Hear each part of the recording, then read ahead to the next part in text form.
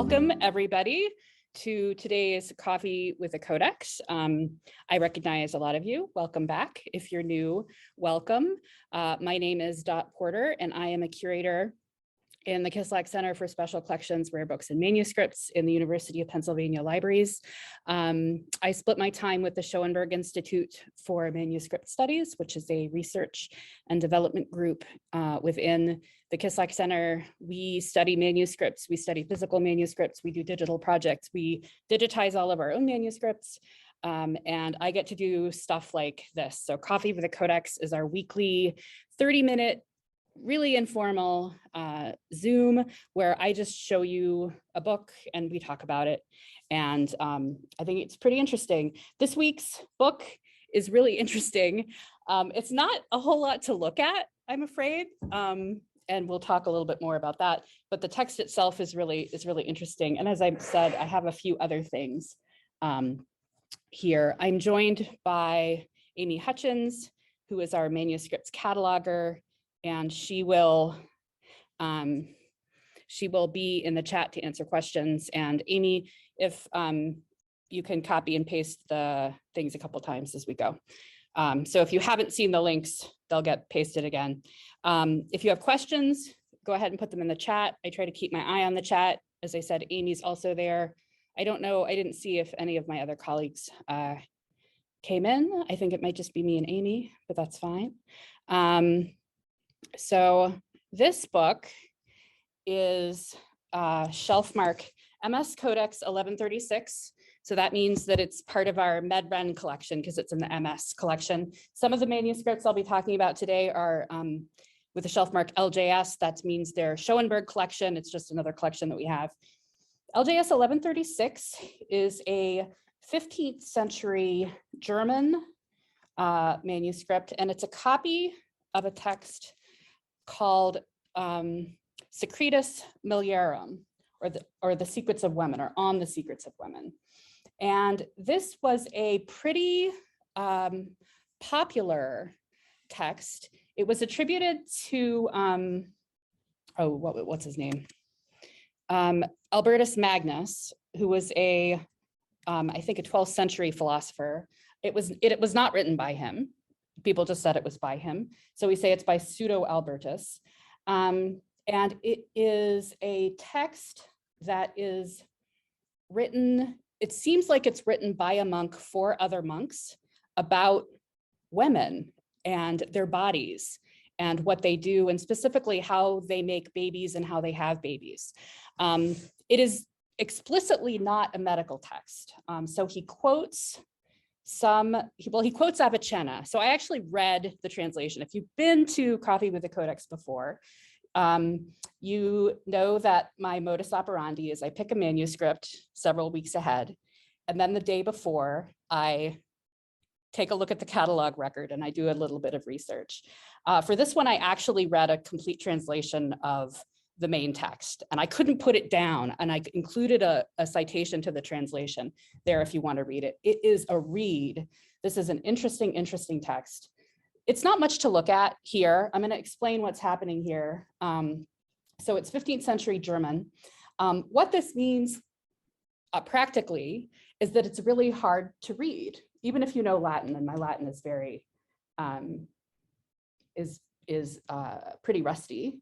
But if you, I'm going to zoom in a little bit here, and if you follow the link to the record that I put in the chat, there's a digitized copy that's much higher resolution that you can see there.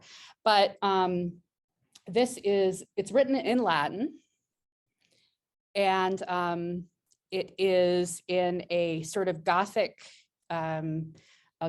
script, and it's very heavily abbreviated, which is part of the reason it's hard to read. So if you look here, there are a lot of little sort of lines that are above the words.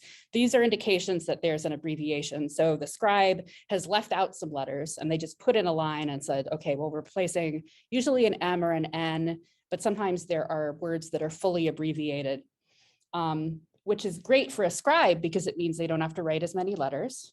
And it means that they can write more letters in the same amount of space. You can see this is quite cramped here. There is a ruling let's see if I pull down here, you can see better. There is a ruling line here. So they've gone through and drawn a box, and they're writing inside that box pretty much, although they seem to be coming out a bit here. And you can probably tell that there are there's different sections. So there's this section that has smaller writing, and then the section of big writing, and then a section of smaller writing. It looks to me like it's impossible. I can't tell if it's the same scribe or a different scribe, but I think they're writing with a different writing implement. So one of the section they're writing with a thicker pen, and then they're writing with a thinner pen.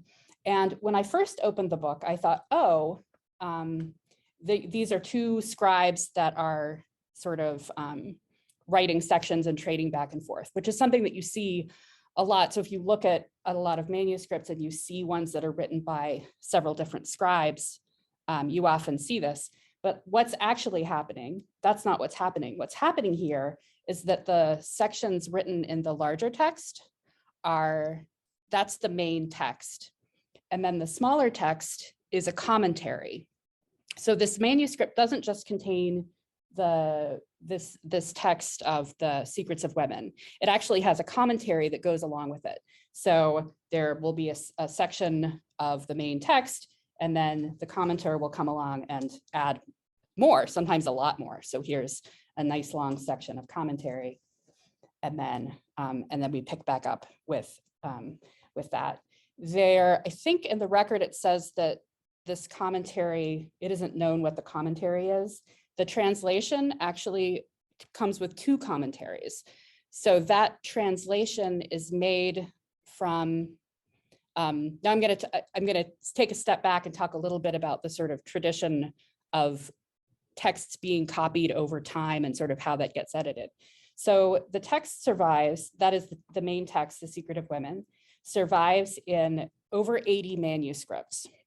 So there are over 80 copies of these, dating from the 12th century up through, into printed books, and then there's printed books and there's many more. So up through the 15th century, 16th century.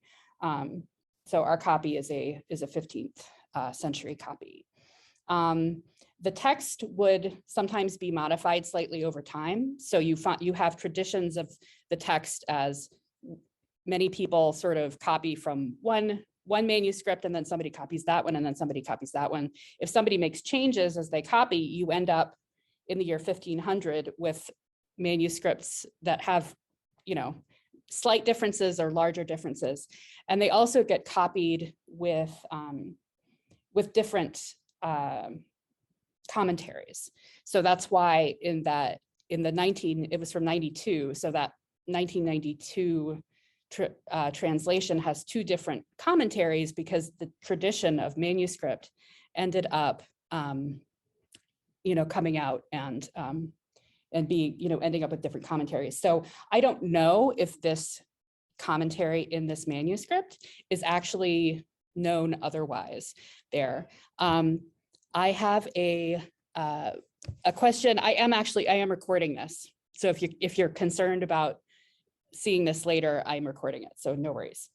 So that's my little bit about the history of sort of the tradition. And because I can't read this, I'm going to be of little use for that. So let's see, we have that. Oh, I wanted to show you just really quickly how commentary, the reason I thought it was a little bit weird is because normally, if we're talking about manuscripts where the main text comes with a commentary, it's going to look like this, where it's sort of explicitly, here is the main text. This is a glossed psalter, a leaf from a psalter that was glossed.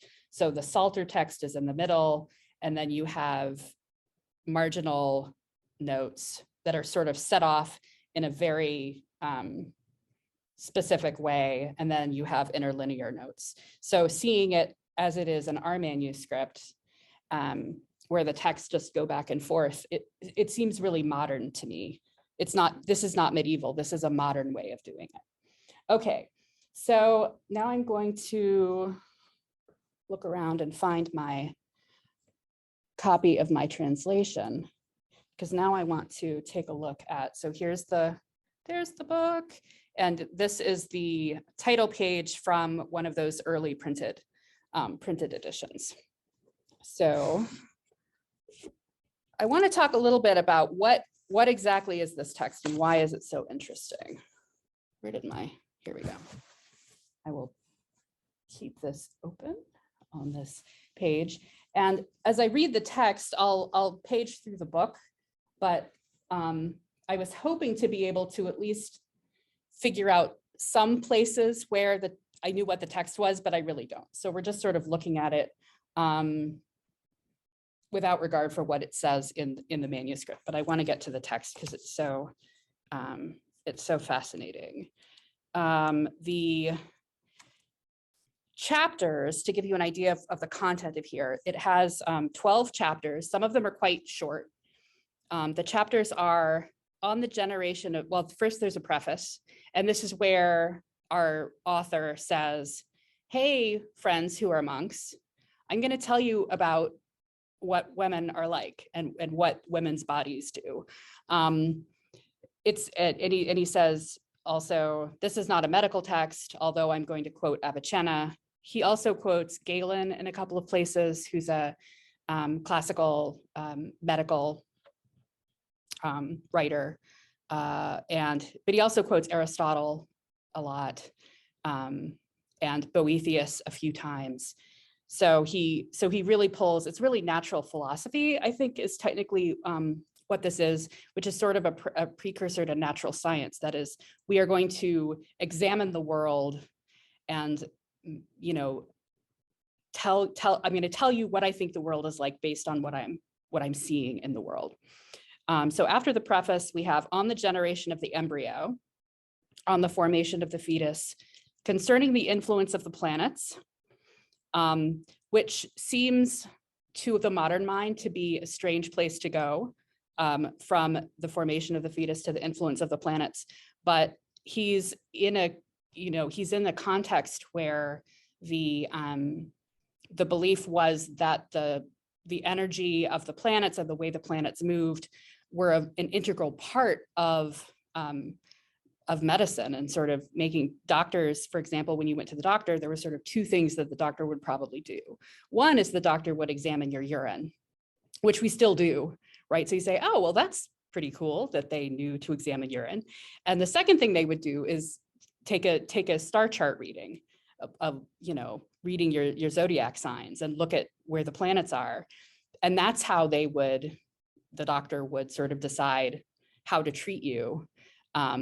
They were also, of course, very interested in the four humors. So there's a lot of sort of humeric discussion here, a lot of men are hot and dry and women are cold and wet.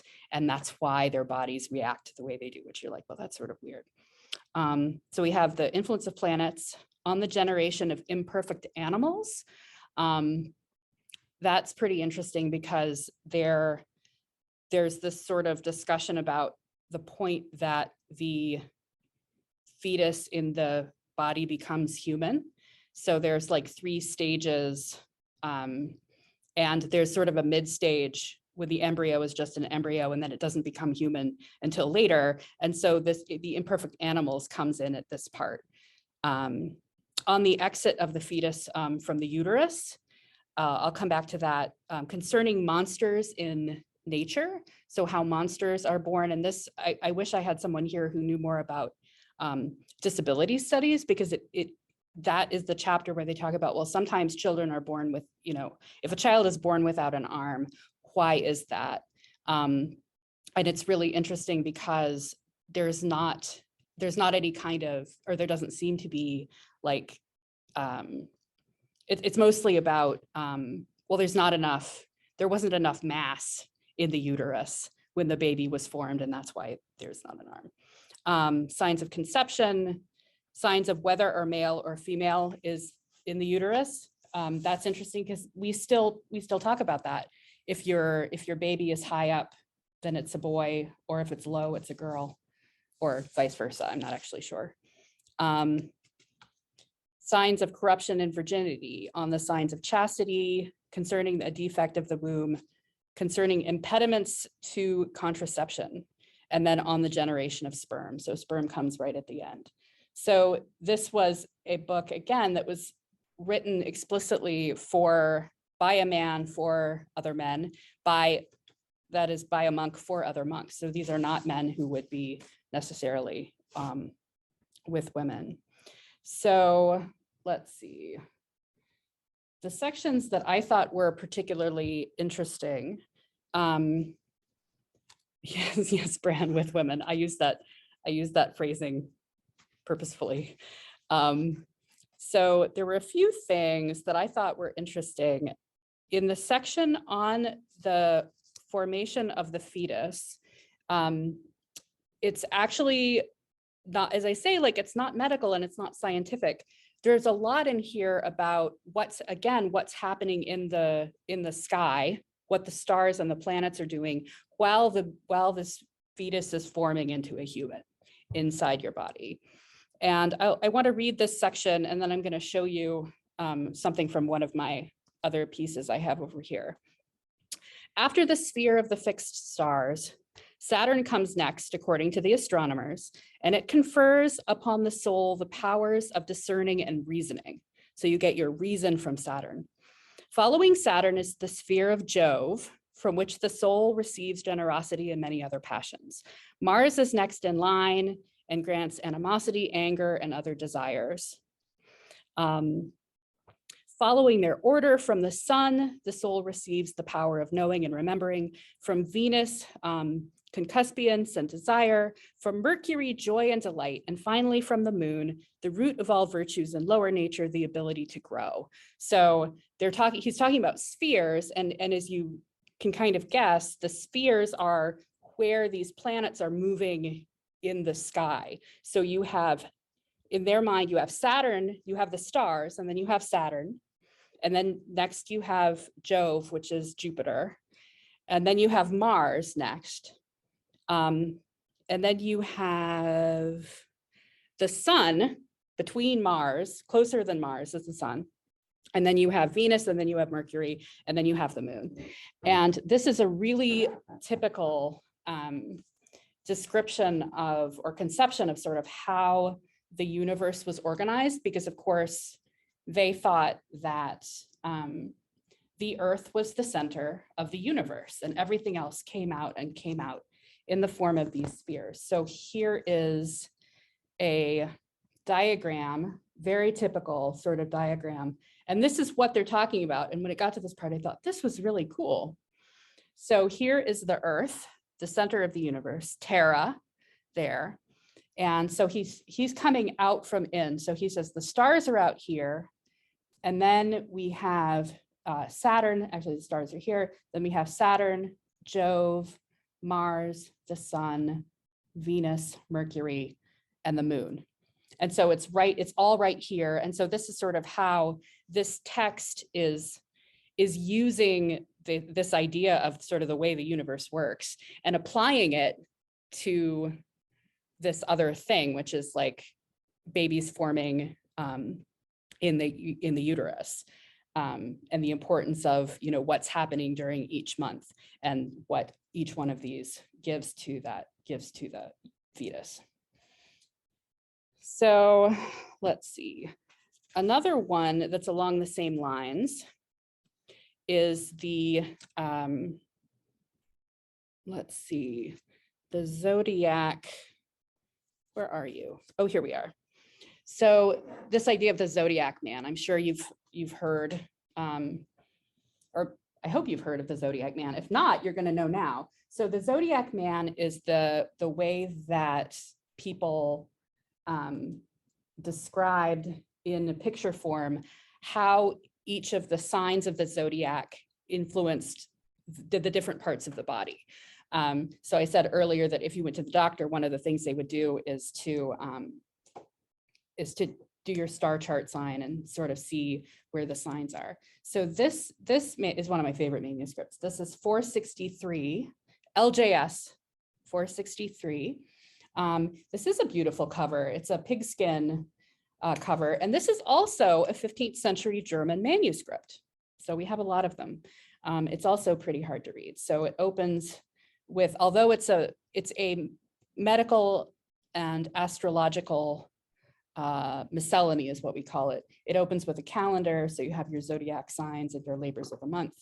And then sections on the zodiac signs. And then we get other sections on which planets control which zodiac sign. So that's what's going on here. But if we come to the back, we get the zodiac man. And this is where we see the control or the influence, I guess, that the signs have on the human body. So I'm going to zoom in here and then I'm going to read this description because I thought this was really, I'd never actually heard it described like this. Let's see.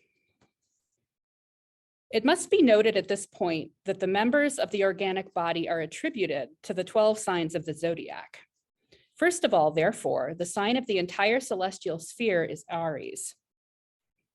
When the sun is enclosed in this sign and when its heat is moderate, it becomes hot and humid and causes generation. Therefore, the motion of the sun in Aries is called the principle of life and the root of vital power.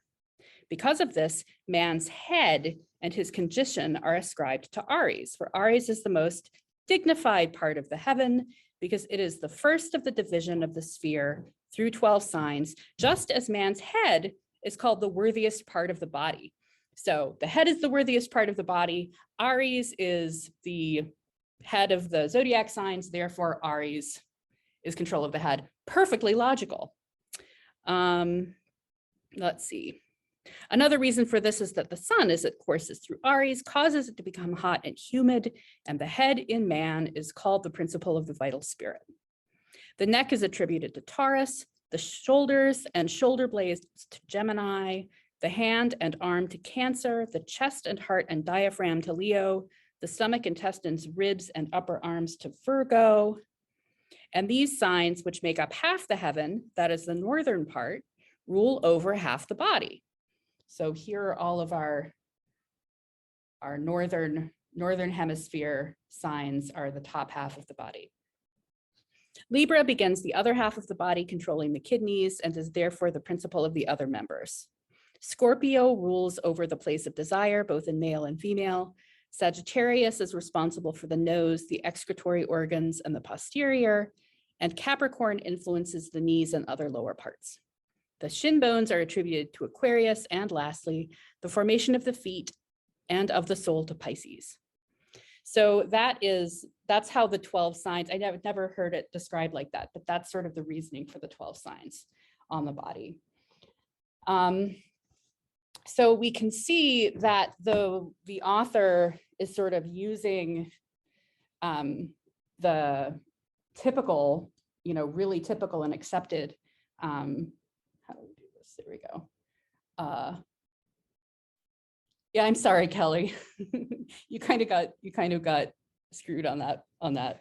And so the author is using all of these accepted ideas, these usual ideas about the zodiac and the place in the world and the spheres.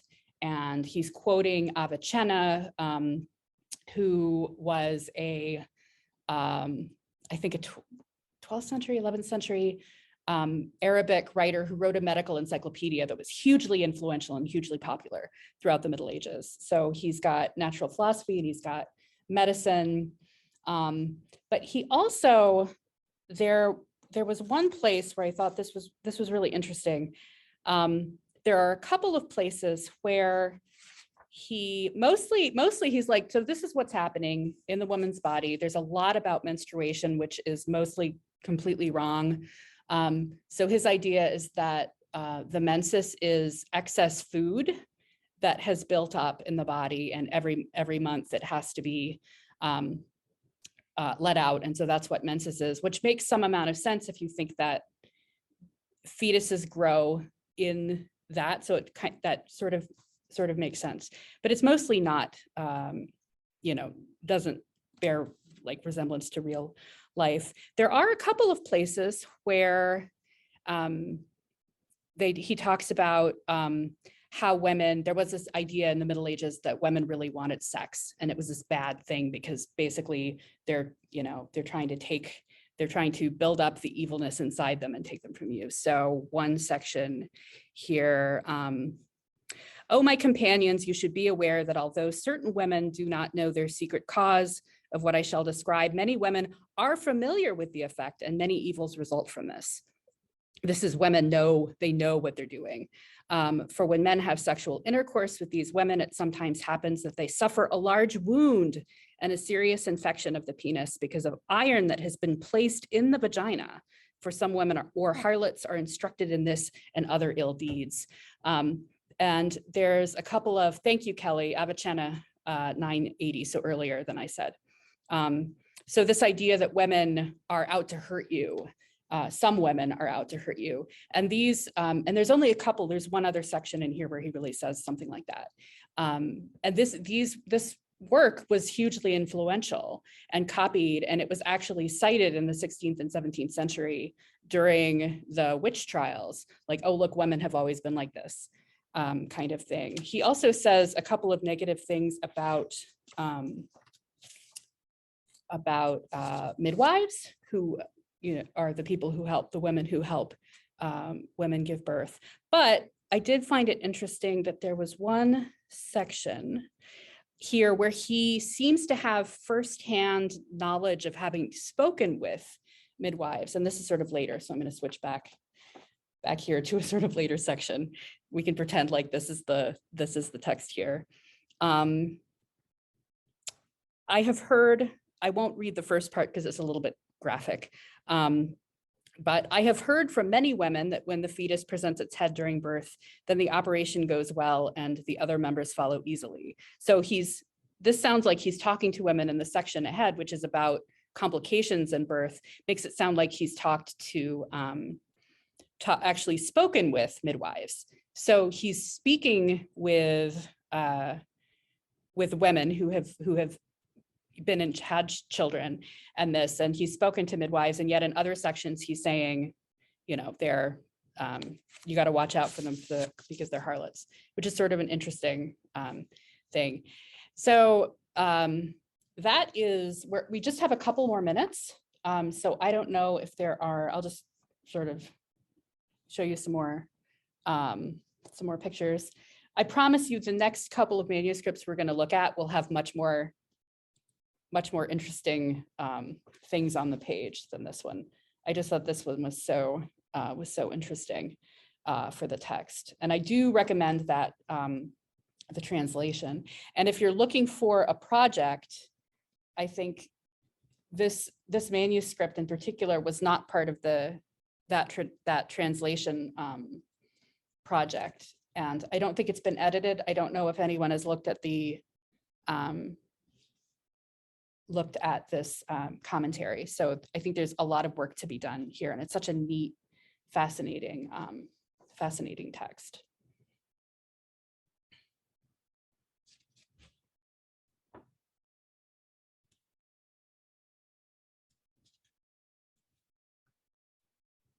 Oh, Kelly. I just read what Kelly said. I'm laughing because my husband just walked in, heard a few minutes, and walked out shaking his head. I'm sorry. This isn't our usual, I don't usually read that much, but this is pretty neat. And next week, we're going to be looking at a